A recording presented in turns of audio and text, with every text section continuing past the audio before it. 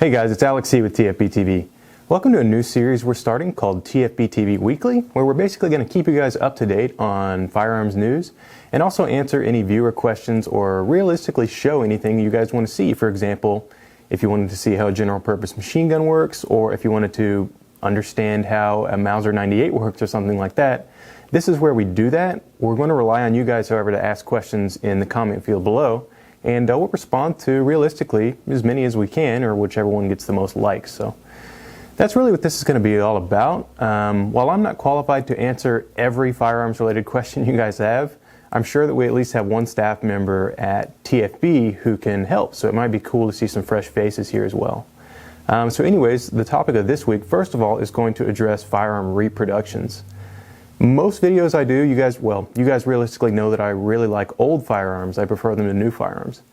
Most people say, well, they should reproduce that, especially when it comes to unique things like a broom handle Mauser.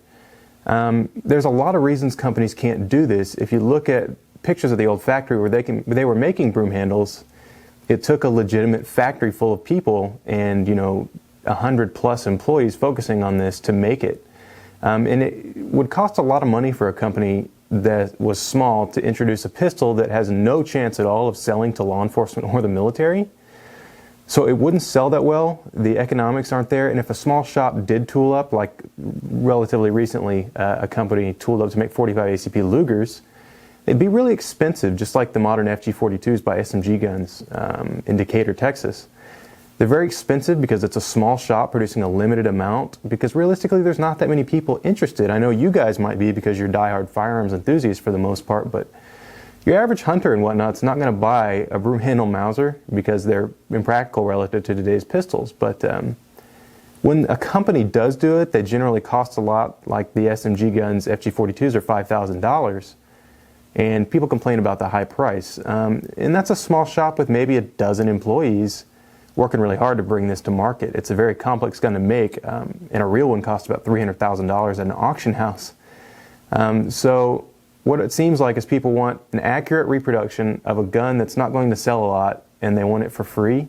I would like that too, but that's just unfortunately not the way that the situation works. So anyways, that's that. That's basically why they don't reproduce old firearms that are obsolete, is it's not cost effective and they'd be expensive and probably wouldn't be profitable. But anyways, the next section we're going to take a look at some bolt action rifles, and I'm going to show you the difference between a CockOnOpen and a CockOnClose design, because I've actually had a lot of people ask what's the difference. And if you're not really into old military bolt actions, or if you're just familiar with hunting rifles, you probably only have messed with CockOnOpen. So let's have a look. Alright, so what we have here is a Yugoslavian Mauser. This is a 2447, basically a Mauser 98. The 98 action is copied, or elements of the 98 action are copied in pretty much every bolt action rifle in production today.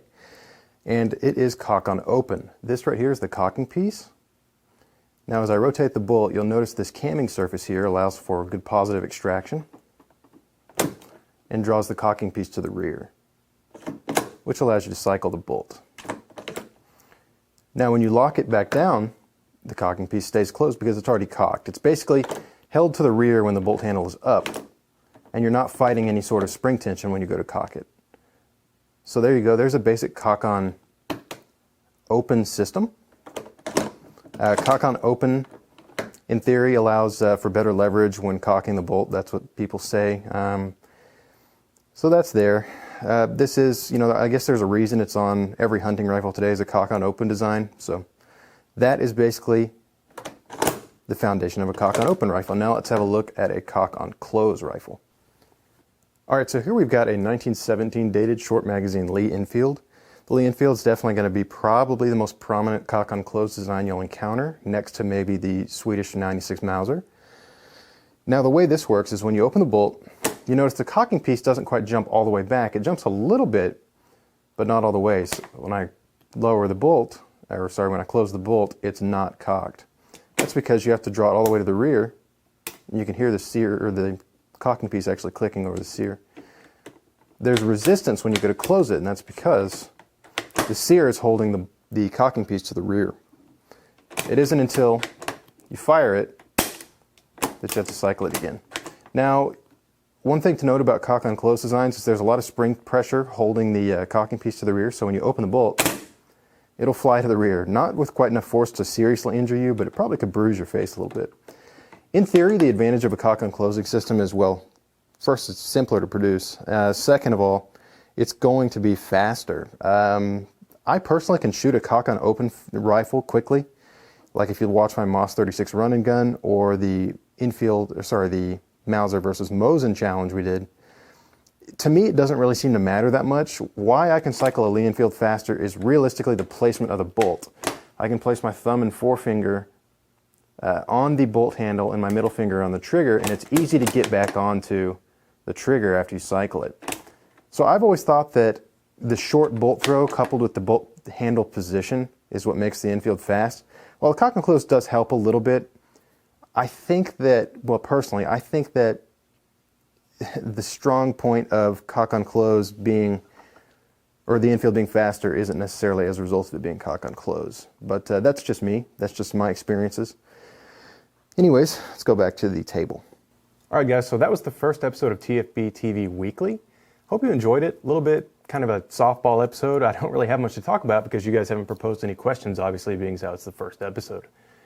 That said, if there's something you'd like explained or you'd like me to show, it can be anything from, like I said, how a bolt-action rifle works up to how does a Sturmgewehr work. I can definitely show that on camera. You guys just have to let us know, and we will absolutely do that for you guys. Just make sure to please subscribe to the program, and we'll get the episodes rolling out. Anyways, I'm Alex C. with TFBTV. Also like to thank Grizzly Target and Ventura Munitions for making these videos possible. See you next time, guys.